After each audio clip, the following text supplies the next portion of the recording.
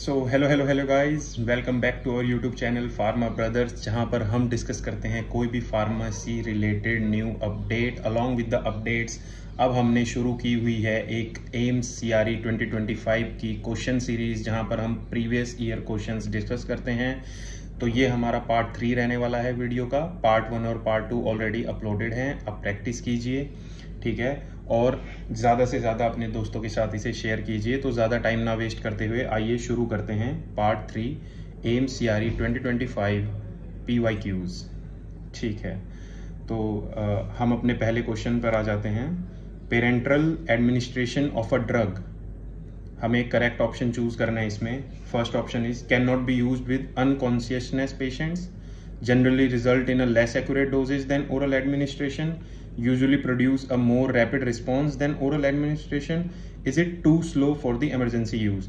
तो अगर हमें इसमें से करेक्ट ऑप्शन चूज करना है तो हम 1 by 1 नेग्लेक्ट करते रहेंगे। आइए शुरू करते हैं। Can not be used with unconsciousness patients, emergency में अनकॉन्शियस पेशेंट्स आते हैं, आपने देखा है IV यूज किया होता है, फार्मेसी स्टूडेंट है, सबको पता है। इसका आंसर ए तो नहीं ही होगा। Generally result in a less accurate doses than oral administration, हमें पढ़ाया यही जाता है कि जो पेरेंट्रल है वो उसका सबसे एक्यूरेट डोजेज है कंपैरेटिवली टू द टैबलेट 1, ठीक है। तो इसका काफ़ी सिंपल सा है, ये तो नहीं होगा। Usually produces a more rapid response than oral administration, जी हाँ, इसका आंसर यही रहने वाला है। बहुत रैपिड रिस्पॉन्स देता है ये ओरल एडमिनिस्ट्रेशन से। And last one is it too slow for the emergency use, no, obviously हमें सी को इसका मिल ही गया है, तो डी भी नहीं होगा। Next question, isotonic सेलाइन infusion is 0.9% NaCl, 1%, 1.9% और 2.1%। अब जिसने भी ये आइसोटोनिसिटी पढ़ा है सबको पता है तीन टाइप का होता है। एक तो आइसोटोनिक ही हो गया, दूसरा एक है हमारा हाइपर और एक है हाइपोटोनिक, ठीक है। तो 0.9% तो हमारा होता है आइसोटोनिक। इससे जो ज्यादा की कंसंट्रेशन हो गई 0.9 से, तो वो हमारा क्या हो जाता है, हाइपरटोनिक। और जो 0.9 से कम हुआ वो क्या हो जाता है हमारा, हाइपोटोनिक, ठीक है। तो हमें यहाँ पे ये भी पता लग रहा है कि इसका आंसर तो 0.9 ही है, ठीक है, आइसोटोनिक का। बट हमें इसके साथ साथ ये भी पता लग रहा है कि 1.0, 1.9, 2.1 ये एक हाइपरटोनिक इन्फ्यूजन्स हैं, ठीक है। हाइपरटोनिक में क्या होगा, अगर हम इसको देंगे तो सेल विल श्रिंक, है ना। हाइपोटोनिक में क्या होता है, cell will swell and burst out, ठीक है। आप कमेंट में एक बार मेरे को बताना सेल श्रिंक वाली कौन सी एक डिजीज है जो हम काफी कॉमन है और हमने पढ़ी हुई है, आप कमेंट में बताना जरूर। Next question, anthraquinone glycosides used as a laxative. तो हम ना थोड़ा इसको डिकोड ऐसे करेंगे। लैक्सेटिव क्या होते हैं, लैक्सेटिव सबको पता है, ठीक है, पेरिस्टालसिस मूवमेंट में जो हेल्प करे वो लैक्सेटिव्स होते हैं। तो इन चारों में सबसे पहले तो जो लैक्सेटिव नहीं है ना, जिनकी लैक्सेटिव प्रॉपर्टी नहीं है, हम उसको नेग्लेक्ट कर देंगे। जिंजर एंटी इन्फ्ला प्रॉपर्टी है इसकी, ठीक है, ये लैक्सेटिव की तरह यूज नहीं होता। Neem somewhat but not a proper laxative की तरह यूज होता है। और मेन बात है कि एंथ्राक्विनोन ग्लिकोसाइड की बात हो रही है। इसके बाद हमारे पास आता है टैमरिंड और सेना। टैमरिंड और सेना में अगर हम बात करें तो इसका आंसर सेना रहने वाला है, क्योंकि ये लैक्सेटिव तो दोनों ही हैं। बट अगर हम बात करें तो एंथ्राक्विनोन ग्लाइकोसाइड लैक्सेटिव है, वो इसमें सेनोसाइड्स होते हैं। तो चलिए दोस्तों नेक्स्ट क्वेश्चन पर आ जाते हैं। The capacity of a zero sized capsule is, अगर हम जीरो साइज्ड कैप्सूल की बात करें तो सबसे पहले हम थोड़ा क्लासिफिकेशन देख लेते हैं। जो साइज कैप्सूल्स का होता है वो ऐसे डिसेंडिंग ऑर्डर में होता है, जैसे 000, 00, देन 0, देन 1, देन 2, देन 3। जैसे जैसे हम नीचे मतलब बढ़ते जाते हैं 000, 000, 1, 2, 3 जैसे जैसे होता जाता है, तो उसका जो कैप्सूल साइज जो होता है वो डिक्रीज होता जाता है, ठीक है। और अगर हम mgs में बात करें तो ये around 1000 mg, 00 around 750 mg, this is around 500 mg, then आपका 250 आ गया, क्लोज टू 100, ऐसे ऐसे आ जाता है, ठीक है। तो अगर हमसे यहाँ पे क्वेश्चन पूछा गया है तो 500 इसका आंसर रहने वाला है 0 साइज कैपेसिटी का, ठीक है। ये फिर 1 2 3 में आ जाते हैं, साइज 1 साइज 2 साइज 3 में। नेक्स्ट क्वेश्चन है हमारा, bond angle of water is. Bond angle सबको पता है, सबने 12th की केमिस्ट्री में पढ़ा होगा, ठीक है। सबसे पहले तो हम वाटर का स्ट्रक्चर बना लेते हैं, oxygen that is 2 lone pairs and then we have hydrogen attached to it. अब देखो बॉन्ड एंगल की अगर हम बात करें तो हमारे पास एक 90 डिग्री दिया हुआ है, 120 डिग्री, 104 डिग्री और 180 डिग्री। 180 डिग्री तो हमारा CO2 होता है ना, ये 180 डिग्री है, तो ये तो आंसर में नहीं है। 120 डिग्री हमारे पास BF3 वगैरह जो sp3 हाइब्रिडाइज्ड एंगल्स हो गए, BF3 ये 120 का बनाता है एंगल, ये भी नहीं है। Bond angle of water is 9। अब आप देखो, आपको ये देख के लग रहा है 90 डिग्री नहीं है ना, 90 डिग्री, तो दैट इज ये 104। और ये एग्जैक्ट अगर देखें तो 104.5 डिग्री होता है इसका। टेट्राहेड्रल का वैसे तो 109 होता है, बट इसमें एक्सेप्शंस क्या होते हैं, जो हमारे लोन पेयर होते हैं ना, ये रिपेल करते हैं एक दूसरे को, तो उससे क्या होता है, जो हमारा हाइड्रोजन होता है वो थोड़ा और क्लोज आ जाता है। वैसे 109 होता है, बट लोन पेयर की प्रेजेंस की वजह से 104 रह जाता है। लोन पेयर्स मैंने वो ईज के लिए बनाए हैं, ये होते एक साथ ही हैं, ऐसे पेयर एक साथ होगा, ठीक है। तो प्रॉपर इस डायग्राम पे मत जाना। Next question is, human here is rich source of following amino acids. तो पहले इन अमीनो एसिड्स के बारे में थोड़ा सा रिकॉल करते हैं। सिस्टीन हमारा कहाँ पे होता है, हेयर्स में होता है, नेल्स में होता है, स्किन में होता है अबंडेंट में, ठीक है। उसके बाद ग्लाइसिन, एलेनिन, टायरोसिन, एक एक करके रिकॉल करते हैं। एलेनिन अगर आपको याद होगा, हमने लीवर टेस्ट फंक्शन में पढ़ा था, AST ALT, ठीक है, तो ये तो नहीं है, ठीक है। ग्लाइसिन की बात आती है, ग्लाइसिन हमारा ज़्यादातर होता है CNS में, ब्रेन में, रेटिना में, ठीक है। इसके बाद टायरोसिन की बात आती है, टायरोसिन तो ग्लाइसिन भी नहीं है। नेक्स्ट टायरोसिन की बात आती है, टायरोसिन हमारा होता है मेलानिन सिक्रीशन में हेल्प करता है, ये मेलानिन सिक्रीशन में हेल्प करता है, ठीक है। उसके अलावा बिल्डिंग ब्लॉक्स ऑफ प्रोटीन भी बोला जाता है इसको, ठीक है। बट ये इतना अबंडेंट मात्रा में और यहाँ पे ह्यूमन हेयर में प्रेजेंट नहीं होता है। ह्यूमन हेयर में प्रेजेंट होता है सिस्टीन, जो इसमें कैरेटिन, सबने सुना होगा कैरेटिन, हमने जितने भी हेयर रिलेटेड हमारे एड्स आते हैं आजकल, वो कैरेटिन का बहुत यूज़ करते हैं वर्ड का, तो उससे हम देख सकते हैं कि इसका आंसर सिस्टीन है। तो नेक्स्ट क्वेश्चन बहुत इजी क्वेश्चन, बट काफ़ी बार क्या होता है रिकॉल नहीं रह पाता हमें, है ना। तो एक बार हम रिकॉल कर लेते हैं पूरा। Which ventricle of the heart has maximum force of contraction. अब जैसा कि हम सबको पता है, हमारा जो हार्ट होता है उनमें क्या होता है, राइट वेंट्रिकल, ठीक है, ये दिया हुआ है। लेफ्ट वेंट्रिकल है ना, राइट एट्रियम, लेफ्ट एट्रियम। तो सबसे पहले अगर हम आए, अगर हार्ट के जिस प्रोसेस से ब्लड फ्लो होता है अगर हम उसकी बात करें, तो राइट एट्रियम क्या होता है, राइट एट्रियम से हमारा डीऑक्सीजनेटेड ब्लड जो है वो आता है बॉडी से हार्ट में, ठीक है। राइट एट्रियम से वो एंट्री करता है and then it lefts for lungs through right ventricles. Right atrium की बात जाता है वो राइट वेंट्रिकल्स में डीऑक्सीजनेटेड ब्लड टू लंग्स, ठीक है। ये लंग्स में गया, वहाँ पे ऑक्सीजनेट हुआ, इम्प्योर था वो प्योर हुआ, उसके बाद उसने एंट्री ली लेफ्ट एट्रियम से, ठीक है, ऑक्सीजनेटेड ब्लड टू हार्ट। अब हमारे पास ऑक्सीजनेटेड ब्लड आ गया हार्ट में, अब वो लेफ्ट वेंट्रिकल के थ्रू पंप होगा बॉडी में।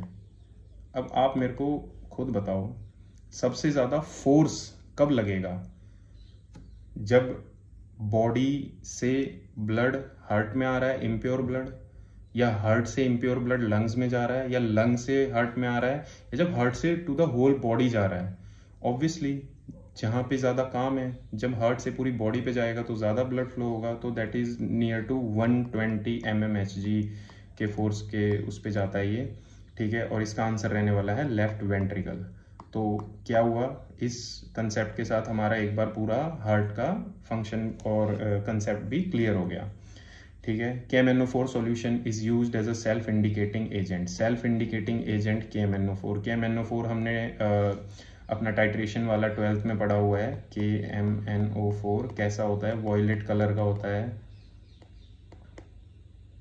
Due to its permanganate ion MnO4 negative, जो कि रिएक्ट करता है अगर एसिड के साथ तो हो जाता है कलरलेस, ठीक है। और अगर हम टाइट्रेशन में यूज़ करें तो पिंक कलर जब होता है तो हम ऐसा मान लेते हैं, मतलब हमारा टाइट्रेशन कंप्लीट हो जाता है।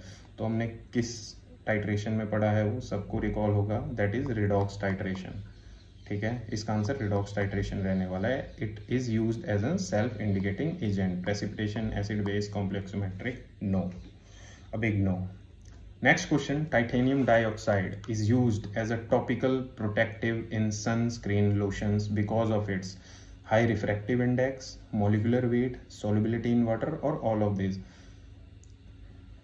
सनस्क्रीन का यूज होता है कि जो यूवी रेज हों उसको ब्लॉक कर दे, तो ब्लॉक वो रेज को करेगा। रेज ब्लॉक हमने कहाँ पे पढ़ा हुआ है, रिफ्रैक्टिव इंडेक्स में पढ़ा है 12th में, वेव ऑप्टिक्स में। तो इसका आंसर रिफ्रैक्टिव इंडेक्स रहने वाला है और इररेलेवेंट है। मॉलिक्यूलर वेट भी, सॉल्युबिलिटी भी इररेलेवेंट है, ऑल ऑफ दिस तो वैसे ही।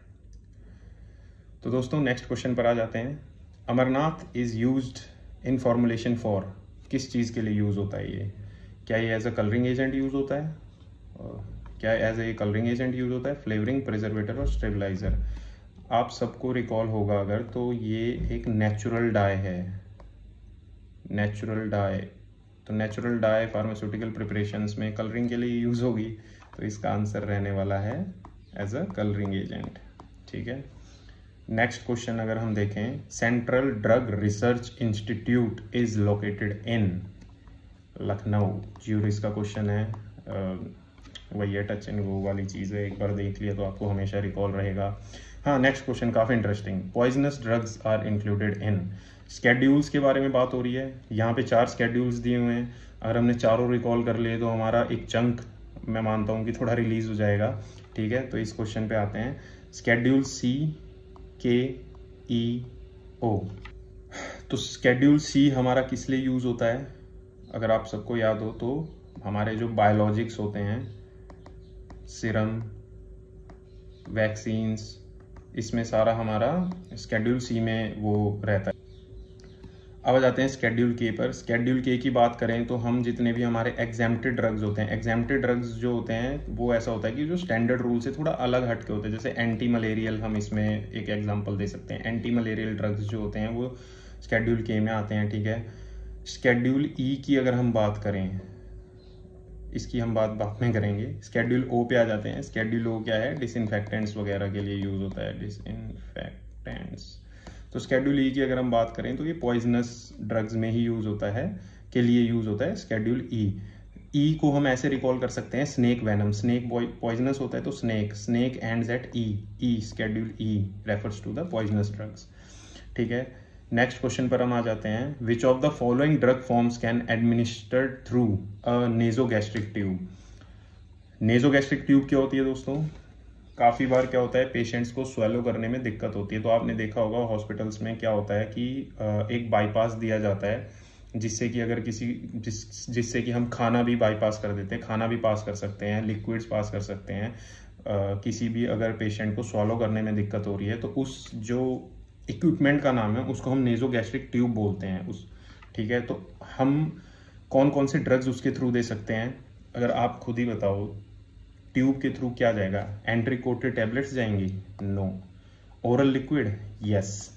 पेरेंट्रल लिक्विड उसमें होता है, बट पेरेंट्रल तो लीक से ही हट गया ना, स्वेलो की बात हो रही है। पेरेंट्रल तो स्वेलो के उसमें आएगा ही नहीं। सबलिंगुअल भी नहीं। सबलिंगुअल तो हम अपना टंग के नीचे रख सकते हैं, स्वेलो करने की दिक्कत ही नहीं होगी अगर किसी को हो रही होगी। तो इसका आंसर क्या रहने वाला है? Oral liquid. थोड़ा अगर आप लॉजिक लगाएंगे तो आपको आंसर मिल जाएगा। Bile acids are synthesised from amino acid, protein, cholesterol और कार्बोहाइड्रेट्स। बाइल एसिड सबसे पहली बात किस लिए यूज होता है? फैट इमल्सिफिकेशन में, ठीक है। एक हमने ये पढ़ लिया। और बाइल एसिड सिंथेसाइज किससे होता है? कोलेस्ट्रॉल से। कोलेस्ट्रॉल और फैट, मैं तो भाई देखो ऐसे ही अपने कंसेप्ट क्लियर करता था, ठीक है। Cholesterol related to fat emulsification में कौन यूज होता है? बाइल एसिड, ठीक है। Next question, oil of linseed is extracted from the seeds of Linum, Ricinus, Digitalis और प्लेंटागो ओवेट। खुद आप देखिए, लेंस लीनियम, ठीक है, इसका आंसर है लीनियम। क्वेश्चन पर आ जाते हैं दोस्तों। Sham test is done to check the sterility of tablets, no, capsules no, creams no, injectables इसका आंसर रहने वाला है। नेक्स्ट क्वेश्चन दोस्तों, the reagent use to precipitate chloride ion, ठीक है, इसको हम थोड़ा इजी करते हैं। एल्यूमिनियम ऑक्साइड का फॉर्मूला लिख देते हैं, Al2O3, ठीक है। Ammonium carbonate that is NH4 का होल ट्वाइस CO3, ठीक है। Silver nitrate that is AgNO3, magnesium carbonate Mg2CO3, ठीक है। अब आप देखो, क्लोराइड आयन को प्रेसिपिटेट कौन करेगा? Cl negative. Al2O3 no, ammonium carbonate no, क्यों? क्योंकि ट्वाइस है ना सब में, नो। AgNO3 सिंगल वो है इसका, तो AgNO3 ही हम यूज करते हैं। AgNO3 हो जाता है AgCl, ठीक है। और Mg2CO3 भी नहीं इसके साथ जा सकता, ठीक है। तो इसका आंसर हमेशा सिल्वर नाइट्रेट ही रहेगा। ये प्रेसिपिटेशन में यूज होता है। क्लोरीन टेस्ट जो होते हैं हमारे, लिटमस टेस्ट जो होते हैं, उसमें भी। नेक्स्ट क्वेश्चन पर आ जाते हैं दोस्तों। नेक्स्ट क्वेश्चन है, ए टेरेटोजेनिक ड्रग इज। टेरेटोजेनिक, पहली बात तो हम रीजन देख लेते हैं, मीनिंग देख लेते हैं। टेरेटोजेनिक होता है जिसमें डिफेक्ट्स हो या एबनॉर्मेलिटीज आ जाएं, मेलिटीज के लिए यूज होता है, ठीक है। एक स्टोरी सुनाता हूँ। एक ड्रग था जो 1960s में बहुत फेमस हुआ मॉर्निंग सिकनेस के लिए।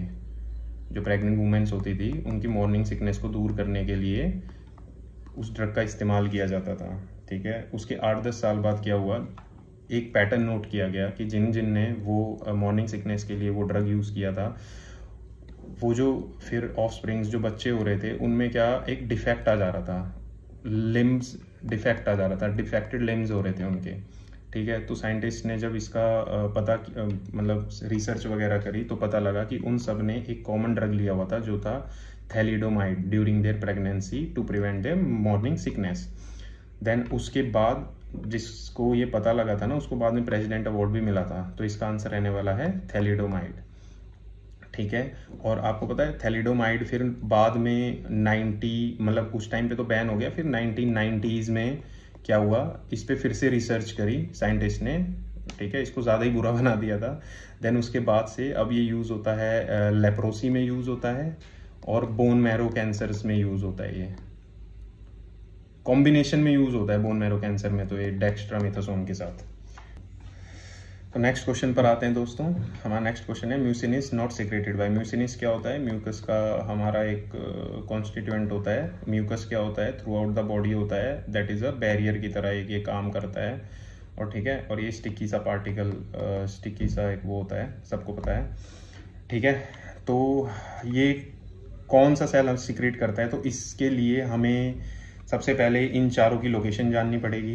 गॉबलेट सेल कहाँ पे यूज होता है, कहाँ पे होता है? रेस्पिरेटरी और जीआई ट्रैक्ट में होता है, ये जीआई ट्रैक्ट। पेनेथ सेल कहाँ होता है, इसके बारे में डिस्कस कर। ब्रूनर सेल ये होता है ड्यूडेनल में, ड्यूडेनल ग्लैंड, ड्यूडेनल में होता है ये। ड्यूडेनल ग्लैंड भी बोलते हैं ब्रूनर को, जो कि होता है हमारा स्मॉल इंटेस्टाइन में। क्रिप्ट्स ऑफ लिबरकन कहाँ होता है? ये भी हमारा स्मॉल और लार्ज इंटेस्टाइन में होता है, स्मॉल एंड लार्ज इंटेस्टाइन।